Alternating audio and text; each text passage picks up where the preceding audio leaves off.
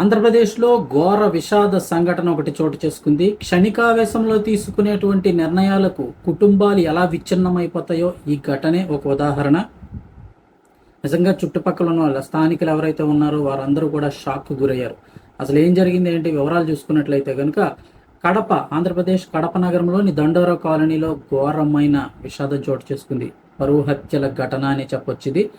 కన్న కూతురితో పాటు కట్టుకున్న భార్యను కూడా ఓ వ్యక్తి అత్యంత దారుణంగా హతమార్చేశాడు. ఇది స్థానికులు తీవ్ర దిగ్భ్రాంతికి గురయ్యారు. ఇంతకీ ఘటన అసలు కారణం చాలా చిన్న కారణం. స్థానికుల సమాచారం ప్రకారం నిందితుడి కూతురు ఎవరైతే ఉన్నారో చనిపోయిన వారిద్దరు కూడా నిందితుడి కూతురు ఎవరైతే ఉన్నారో ఆ అమ్మాయి ఒక యువకుడిని ప్రేమించింది.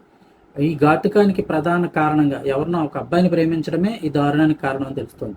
కూతురు ప్రేమ వ్యవహారం ఒకవేళ నచ్చ చెప్పుకోవచ్చు, లేదంటే ఇష్టం లేకపోతే ఇష్టం లేదని చెప్పొచ్చు. ఒకవేళ నచ్చితే అబ్బాయిని ప్రపోజ్ అడిగి ఏంటంటే ఇది కనుక్కొని ఇంకా డీటెయిల్స్ వెళ్ళొచ్చు, లేదంటే చాలా రకాలుగా చెప్పుకోవచ్చు.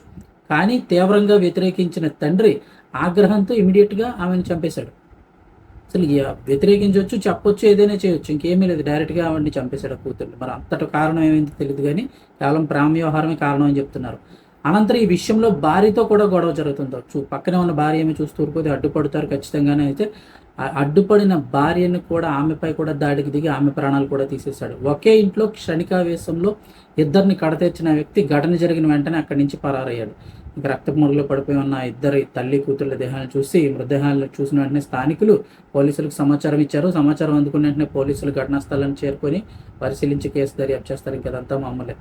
మృతదేహాలను పోస్టుమార్టం నిమిత్తం స్థానిక ప్రభుత్వ ఆసుపత్రికి తరలించారు. ఈ ఘటనపై పోలీసులు కేసు నమోదు చేసి నిందితుడి కోసం గాలింపు చర్యలు చేపట్టారు. ఈరోజు అయితే రేపైనా దొరికేస్తాడు. ప్రేమ వ్యవహారమే ఈ హత్యలకు కారణమా, లేక ఇంకేమైనా ఉందా? ఎంత దారుణానికి పాల్పడ్డాడంటే కేవలం ప్రేమ వ్యవహారమైనా, వేరే ఏ వివాదాలు ఏమైనా ఉన్నాయా అని ఇప్పుడు పోలీసులు అయితే దర్యాప్తు చేస్తున్నారు.